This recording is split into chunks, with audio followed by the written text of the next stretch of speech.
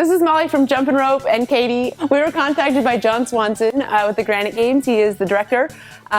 We will be attending the Granite Games in a couple weeks as a vendor, and we'll be doing some performances there. But we were asked to give some tips and tricks on the workout that's going to be going on Saturday. I can tell you right now, the workout looks really fun. It really doesn't. But what's so cool about it is that there's unbroken double unders in it.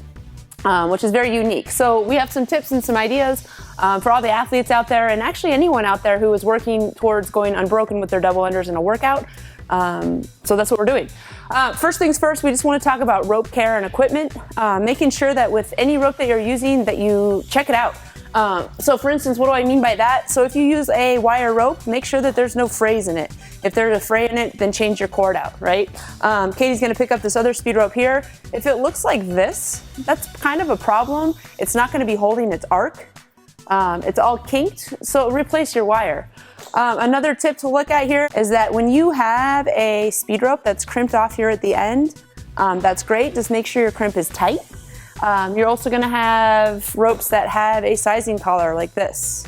If you have a sizing collar, make sure it's tight obviously, but at the very end of the handle, if you can also crimp it off, that would be great. The last thing you want is for your sizing collar to fly off in the middle of the workout, you know, and there you are left without a rope. So that's rope care. One other thing you can consider too is, I like to do this on my handles, putting some grippy tape on there. Maybe you have sweaty palms. You don't want that rope to slip out of your hand, so consider some grip tape. And consider bringing a second rope out on the floor. I think that there's no rules against that, so if something does happen to your rope, you have a backup rope out there so you can take care of that. Consider the weight and feel of your rope as well, and we can talk about this later. If you're used to using a wire speed rope, but you know for you that might be a little out of control. I know for myself this is a fast rope and it's hard to feel. When you go for unbroken double unders, you really want to be able to feel form and technique and get through those 50. So considering going up in weight with your rope, maybe a thicker coating. I like to use our new hybrid rope. This is a thicker coating stainless steel speed rope. It provides more consistency for me, and I can control my rope better and just be more efficient. Cool. If you're a guy or a girl, either, and you have shoes on, you should have shoes on. Make sure your shoes are tied. Double knot them, tie them into your laces. We're gonna make sure our shoes don't trip us up anywhere. If you have long hair, like Katie and I do, just tuck it into your bra. Do that, it works. Hair is gonna flip up, don't let it hit your rope, or wear a low pony, wear a low bun, or something like that. A low bun. All right. So going into the workout, big thing to think about here is relaxing and taking your time. This is a big workout. You know, we're starting with those 50 double unders. That should be the easiest part of the workout. Obviously, you're jumping right into it. Relax, take time with your bound. If you're one that's sort of jumping off the ground, you know, very minimally, just take your time with that bound.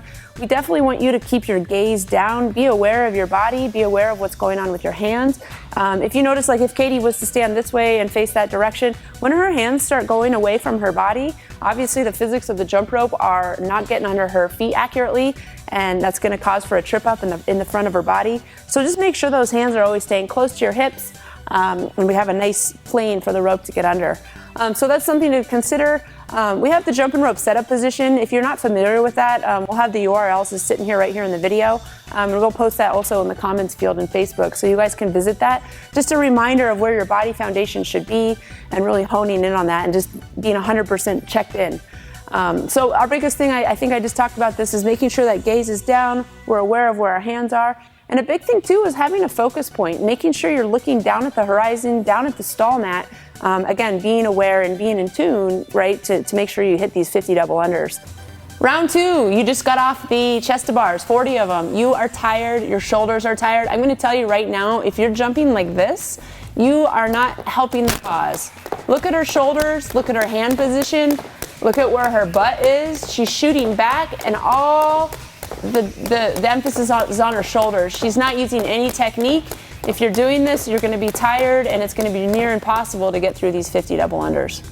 Where do we want your hand position? Where do we want your bound? We want that triple extension bound. We want your hips engaged at the top of your bound. We want that slow and methodical, and we want your hands by your hips. Okay, so Katie's gonna demonstrate one more time. Now she has this nice bound, her hands are near her hips. She's able to relax her shoulders, which is key. Her gaze is down, making sure that she can get through these 50 double unders under all this load of fatigue. If you don't know what we're talking about here, email us, come see us at our booth. We'll be there on Friday. We can kind of check in to see what's going on with you, help you with that technique. Round 3, good luck. You're gonna be tired. You got another round of chest to bars, some box jumps, and some ground to overhead. Just do your best again to check in and keep that mental gaze forward, and really focusing on technique with your wrists. One more point we have on here is to trust your judge's count. What does that mean? Oftentimes you might count yourself. You think you're at 50. You don't think it. Wait for your judge to actually tell you that you're at 50. So if you count 53 and they say 50, then go with your judge's count. The last thing you want is to think you're at 50 and you're really at 47, 48, 49, and then you have to start over. That'd be no good.